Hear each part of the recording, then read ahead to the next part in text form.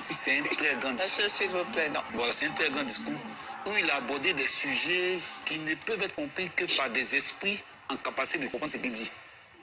Mais si tu es habitué aux armes, aux rébellions, si tu es habitué à comprendre le combat en termes d'affrontement militaire, guerrier, si tu es habitué à comprendre le terme bataille en affrontement guerrier, prôné ou porté par le commando invisible, tu ne peux pas saisir ce que le président Laurent Gbagbo dit.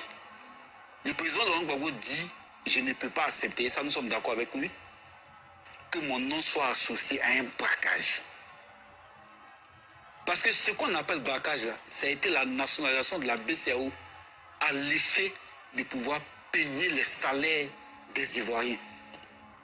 La BCEAO, qui est censée être la victime de ce braquage-là, dit qu'elle n'a pas été braquée. Donc ce dit braquage ne peut pas avoir pour conséquence la radiation de la liste électorale du président Laurent Gbagbo. C'est quelque chose qu'on n'accepte pas et qu'on ne va jamais accepter, nous, les pauvres Gbagbo. Parce qu'on ne veut pas que celui qui est notre leader, son nom soit associé à un braquage. Parce qu'on ne veut pas revendiquer cet héritage-là. L'héritage que nous revendiquons, c'est celui de la démocratie. C'est celui de l'intégrité. C'est celui d'un homme correct, d'un homme droit, d'un homme juste, d'un patriote qui aime son pays. C'est cet héritage que nous revendiquons. Et c'est pour ça qu'on est ici, c'est pour ça qu'on se bat. Nous rappelons aussi fermement que ceux qu'ils disent que le discours du président Laurent Gbagbo n'a pas de valeur à leurs yeux. Mais oui, parce que le discours du président Laurent Gbagbo, il comporte des valeurs. C'est un homme, c'est un leader qui est au combat pour défendre sa dignité, pour défendre son honneur.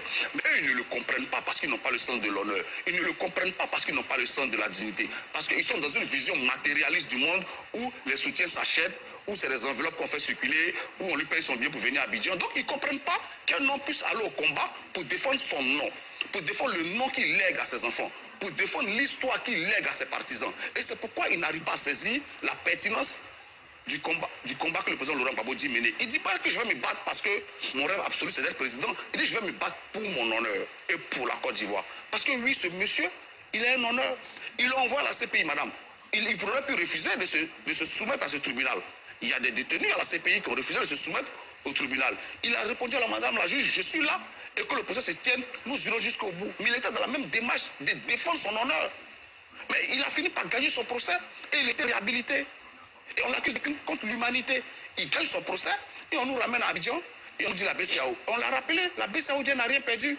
Quand ces messieurs disent que non, il a pris la BCEAO, il l'a braqué. Mais je rappelle que, pendant que M. Alassane Ouattara était au Golfe, il a reçu sa pension dans ses premiers ministres de janvier à avril. Est-ce qu'il a retourné l'argent? Je vous mets au défi de prouver que pendant qu'il était au Golfe, contestant Laurent Gbagbo, il a reçu sa pension, c'était un droit, hein, d'ancien premier ministre, dans son compte bancaire, il n'a pas retourné l'argent. Le juge, madame, qui a jugé le président Laurent Gbagbo pour le prétendu braquage de la BCEAO qui l'a condamné. Mais ce juge-là, demandez-lui qui lui a payé son salaire de janvier à avril. Mais c'est justement l'argent de la Côte d'Ivoire qui était à la BCEAO qui a permis de payer cette juge qui a condamné le président Laurent Gbagbo. Madame, ça manque de cohérence. Donc, en celui qui dit, l'autre État a de l'argent quelque part, je vais l'utiliser, payer les enfants de la Côte d'Ivoire, pour ne pas qu'ils meurent de faim. Et celui qui dit, embargo sur les médicaments et tout, c'est celui qui a pris l'argent de la Côte d'Ivoire pour permettre aux Ivoiriens de vivre qui n'auraient pas de la dignité. Mais madame, tous ces juges qui étaient assis dans cette salle, ce jour-là qu'on condamne le président Laurent Gbagbo, demandez-leur qui lui a payé le salaire des gens. Si le président Laurent Gbagbo était un braqueur, mais tout ce monde-là, c'est tous des receleurs. Si le président Laurent Gbagbo était un braqueur, tous ceux qui étaient à l'hôtel du Golfe et qui ont reçu les salaires, mais madame, ce sont des receleurs, ils devraient se retrouver en prison. Il faut qu'on soit sérieux. Et nous le disons, mais fermement et calmement, nous n'accepterons pas que le nom et l'honneur du président Laurent Gbagbo soient bafoués. Nous n'accepterons pas que ses droits soient piétinés. Et nous allons nous battre selon les moyens que nous offre la loi. Nous ne prendrons pas les armes parce que nous ne sommes pas outillés pour ça. Ce n'est pas dans notre ADN.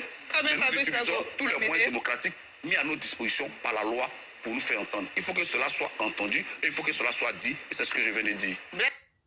On m'appelle Gbagbo Laurent. Je ne sais pas s'ils sont au courant.